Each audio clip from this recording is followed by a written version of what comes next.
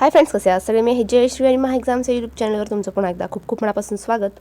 तर फ्रेंड्स, आज 24 एप्रिल 2026च्या काही चालू घडामोडी पाहणार आहोत. त्याआधी जर चॅनलवर नवीन असेल आणि चॅनलला सबस्क्राईब केलं नसेल तर महा एक्झामचं यूट्यूब चॅनल नक्की सबस्क्राईब करा.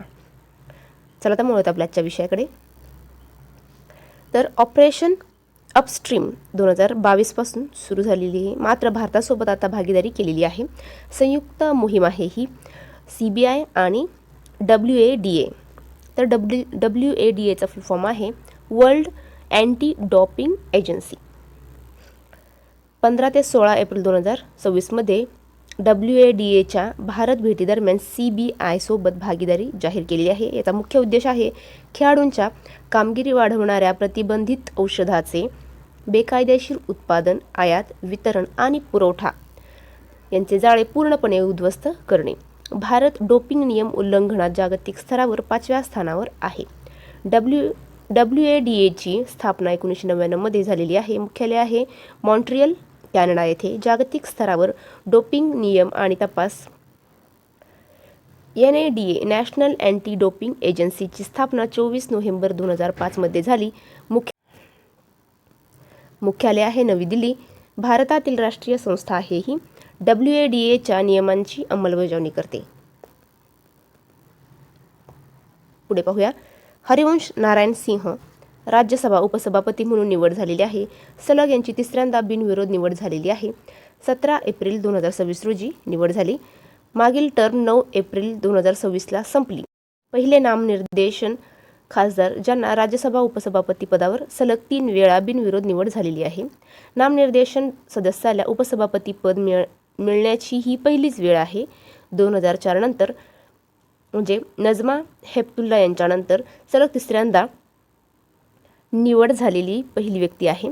काँग्रेस पक्षाशी संबंधित नसलेल्या पहिल्या व्यक्तीला सलग तिसऱ्यांदा हे पद मिळालेले आहे.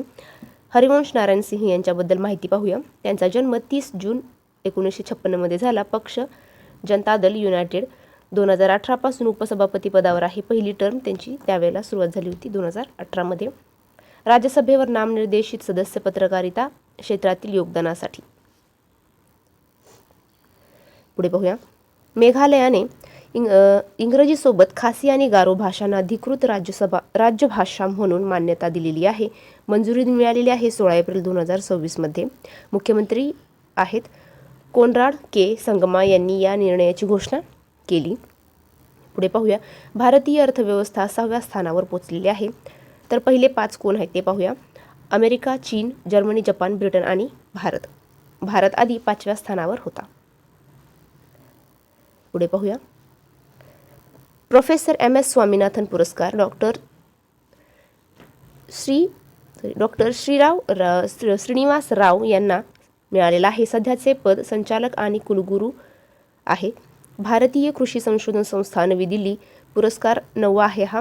प्रोफेसर MS स्वामीनाथन पुरस्कार 2024-25 हा पुरस्कार आहे. कारण हवामान अनुकूल शेती आणि नैसर्गिक संसाधन व्यवस्थापन क्षेत्रातील उत्कृष्ट आणि दीर्घकालीन योगदानासाठी हा पुरस्कार डॉक्टर श्रीनिवास राव यांना देण्यात आलेला आहे. पुरस्कार माननीय पूर्व उपराष्ट्रपती श्री M व्यंकय्या नायडू यांच्या हस्ते देण्यात आलेला आहे. पुरस्कारातील बक्षीस म्हणजे सुवर्णपदक, प्रमाणपत्र आणि 5 लाख रुपये. तसेच भारताचे हे देण्यात आलेले आहे. तर भारताचे हरित क्रांतीचे जनक म्हणून डॉक्टर MS स्वामीनाथन यांना ओळखले जाते. NAARM national academy of agricultural research management याचे मुख्यालय आहे Hyderabad. ICAR Indian council of agricultural research भारतातील कृषी संशोधन आणि शिक्षणाची सर्वोच्च संस्था नवी दिल्ली येथे आहे. पुढे पाहूया. अरोन्यक घोष भारताचा 95वा बुद्धिबळ ग्रँड मास्टर ठरलेला आहे. त्याचा जन्म 2003 मध्ये पश्चिम बंगाल येथे झालेला आहे. पश्चिम बंगालमधील हे 12वे ग्रँड मास्टर आहे. तर फ्रेंड्स, थांबूया इथेच. पुढच्या व्हिडिओमध्ये. जय हिंद.